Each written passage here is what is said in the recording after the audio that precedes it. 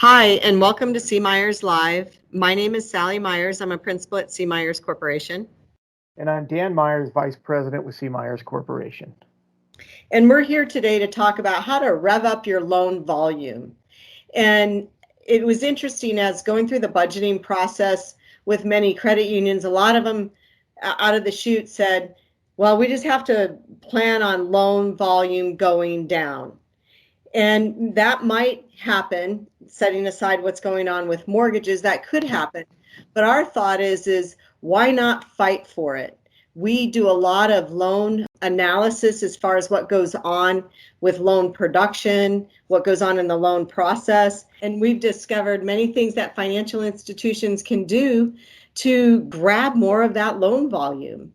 And so we're going to talk about some tips for that today. And so, Dan, you're doing a lot of work in this area. What are one or two things that you'd like people to think about? Yeah, a few things that we are seeing is as the COVID world and the pandemic was thrust upon us, the branch lending process was shifted into the digital world, and that worked. People were able to get through it. However, as you step back and as we're looking at processes, which we do on a regular basis, and as institutions, financial institutions are looking at their processes, it's not a long-term viable solution, the existing process that they have now. So one of the things that we request is when you're going to look at this process, use a scenario, so to speak, that get some of the key players in the room and some of the doers, people actually processing the loans, and do a scenario such as you are going to start your own consumer lending business, you have no building,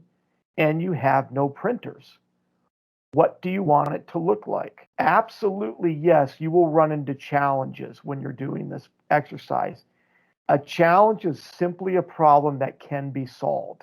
You mark it down, you put it down, and it's solvable. In the end, you want to come out with a process that's going to meet consumers' expectations on a regular basis, and that's easy to modify as we go through time. So, Sally, I think that's one of the key points that we want to start with the financial institutions. Right, and that it'll work and it'll work in the digital world. And that mindset of we're starting a consumer lending business and then we have no buildings, we have no printers, that's different than stepping back and looking at what are the gaps that we have today, and then how can we fill the gaps or plug the gaps. So one of the key things for me is what is the mindset that you're in when you're creating the lending process in a digital world. And of course, the digital world will then support the physical world as well.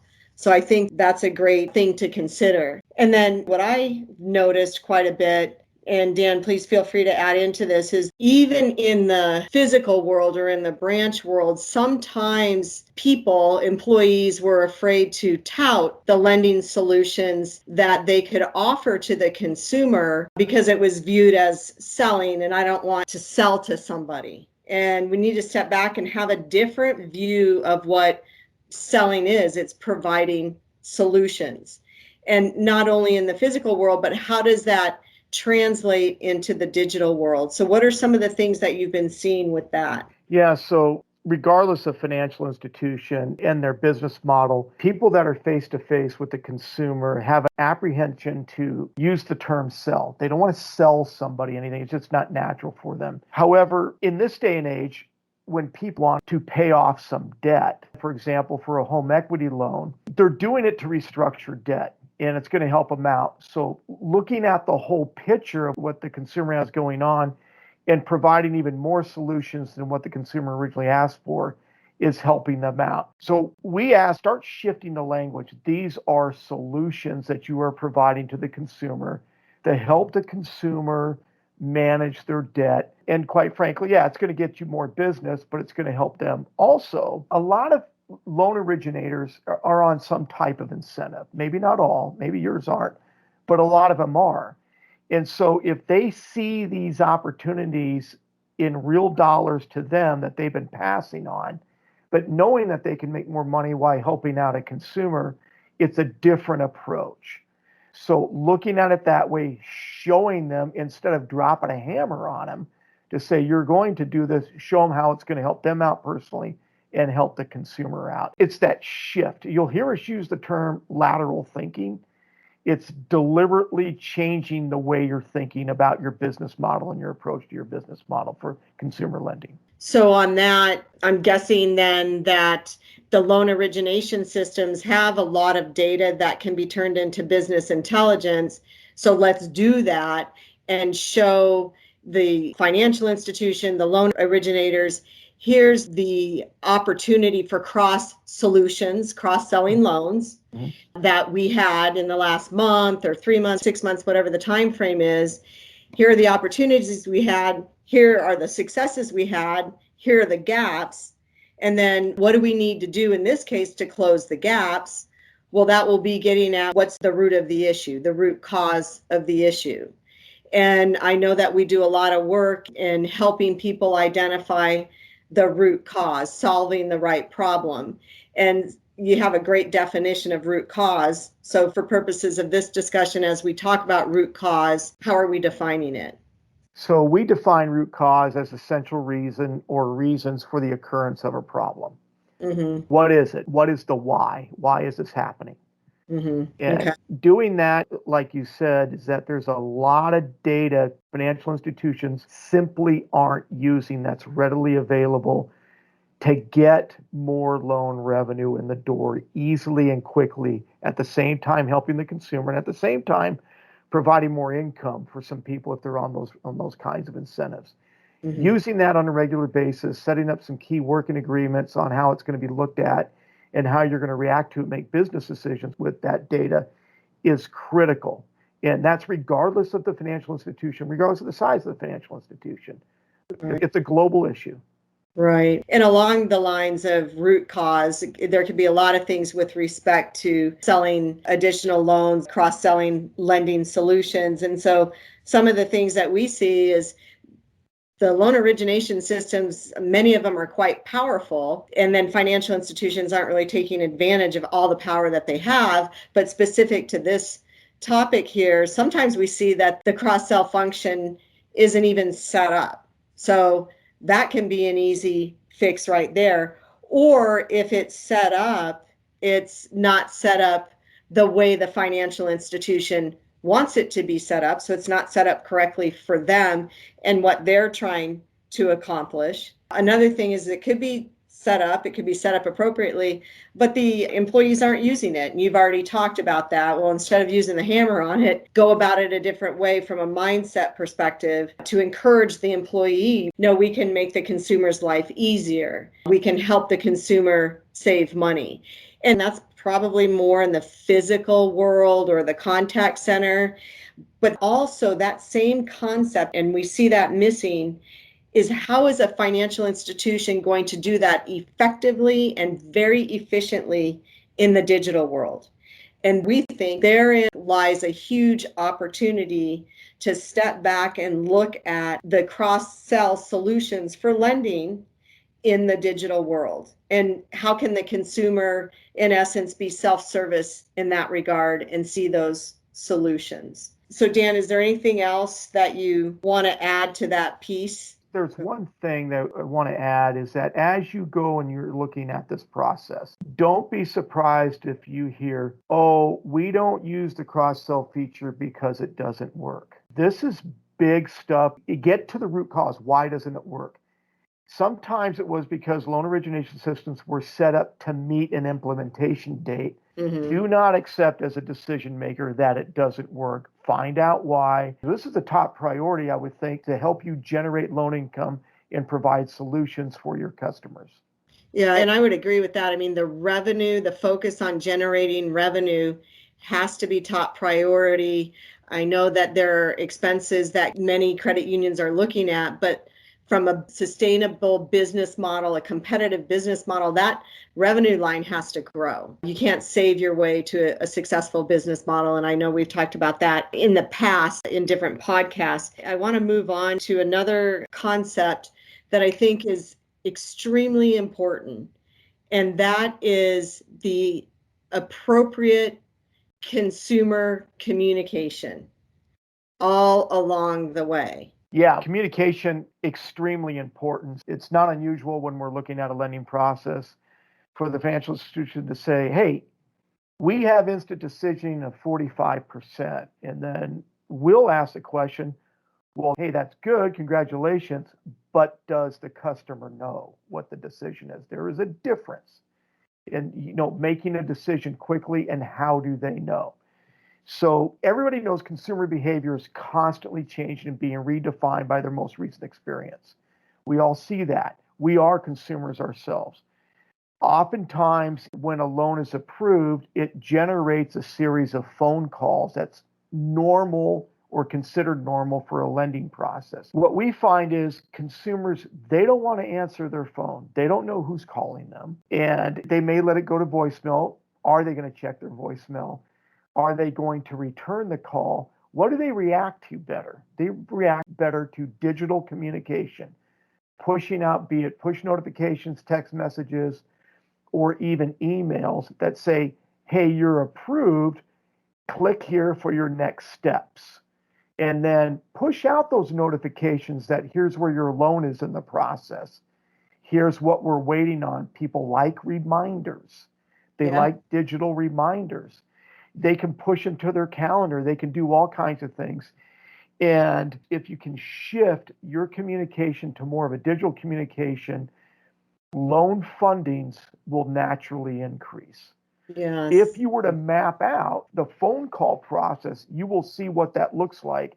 And the results of those efforts, you probably wouldn't be happy with. Right. And also, I always like to laugh about how for a pizza, the Domino pizza tracker, and we can know exactly where our pizza is at any moment we might be interested in knowing. And so for the financial institution, a loan is much more important than a pizza. Letting the consumer know where they stand can also provide a huge relief. And it can stop them from shopping. And there are studies out there that show as long as somebody knows what's happening, even if it's taking longer than the next guy, most often, as long as they know where they stand, they'll stick with you. And it can also, if you're sharing externally with the consumer where the loan stands, it drives efficiencies within the organization because you don't want something hanging in a certain status for a long period of time if it's on the financial institution. So it actually drives efficiencies as well. So that customer communication is really important, and the relevant type of communication is what I'm hearing. And those things are relatively easy to change. It takes a mindset change, but it should be pretty easy to implement some of these digital communications and automated digital communications. Yeah, absolutely. And, an additional benefit of that is the increased consumer engagement with your organization. Sally used the Domino's pizza thing. I just had some deliveries from Amazon today. It's pretty interesting that, hey, your package is 10 stops away. And now it's 5 stops away. So you can literally, if you want to, be able to meet the driver at the door or be there for the packages. And I think that was a solution for the porch pirates, right? Type of thing. So you're aware of when things are coming. So it's that constantly moving to that engagement of the consumer. And this is huge. And Sally, like you said, it's not expensive to do. It may have a price tag on it, but I tell you, you'll pay for it with fundings of loans. You will see it. Yeah, and then the people that are making the phone calls can go on and do some other things to figure out a way to generate even more revenue. And that can be a huge help, as you said. The other thing I want to talk about is the notion of 24/7. So for a long time, businesses have been talking about 24/7. We have to be 24/7. And we like to say, well, okay, but you have 24/7 access and then 24/7 answers and then 24/7 action. And so for a lot of financial institutions, there's 24/7 access for most things, most key things. But there's not necessarily for a lot of organizations the 24/7 answers and action. And we know now, though, that the consumer definitely lives in a world where there's no such thing as normal office hours anymore. There's not a normal workday. And there really hasn't been for a long time, but there have been a lot of things that are added to the consumer, which also means there's been a lot of things that have been added to your employees. So let's talk about flexibility for the consumer, which can also lead to flexibility for the employees. Yeah, so on that, this stuff's really exciting to us because, we're presented with a challenge with a pandemic, but solutions, long-term solutions are really going to benefit employees and consumers as well. So think of it this way. The typical 9 to 5 Monday through Friday, or 8 to noon, or 8 to 9 to 2 on Saturday, because employees are working from home, and even before the pandemic, but because employees are working from home now, and some of them might have their students at home too doing things, that the pressures are significant to say the least. You can actually take your schedule and say, what if we opened up scheduling to 24/7? And if we have a significant amount of loans coming in, let's say from Friday at starting at like 7 o'clock at night through Monday 9 in the morning, and our close ratio on those loans is very small, you can actually shift some schedules, ask for some volunteers to, hey, would you like to work a little bit later on Friday, work some queues on Saturday and Sunday, and then maybe you have 4-day weekends the next couple of weeks. It provides that flexibility where people don't need to use vacation time, PTO time, and it helps them adjust to significant things that might be going on with their family as well. When we've run this by the financial institutions we are working with, a lot of them have said, yeah, we need to explore this because it will help out. And it's showing that for the employees, you're giving them the flexibility and you're listening to them as well. So think about that differently. You can actually generate more business and provide more of a flex work schedule for your folks. Right. And you use the word explore. Yeah. And so what's neat about that is it doesn't have to be full force. We're going to do it. We're going to pilot it, and we'll see how the success is for the consumer and for the employees, and coming up with more creative ways to meet the consumer demands, again, 24/7, truly 24/7. So kind of bringing this whole thing together is go back to, Sally, what you and I were talking about is this is a great opportunity. Sit back, tear apart your consumer lending process in a very positive way. Run the scenario that we're not going to have brick and mortar. We're going to be operating 24/7. How do we solve these problems? We're not going to have printers, and push that lateral thinking. Not only, we think, will the institution come up with a better consumer lending process, it'll dynamically change the way that the institutions start to think now about other issues that may be approaching. Yeah, I agree. And on top of that, which we're not going to talk about, but want to just plant a little seed, is also look at what your competition is doing from the non-traditional sources, and you have the infrastructure to maybe add some different types of loans, or take the types of loans you're accustomed to making and repackaging them or remessaging them. So that also opens up the imagination. We want to thank you for your time today. We're very excited about the opportunities that financial institutions have to really rev up their loan volume. If you have any questions, please feel free to contact us. Take care.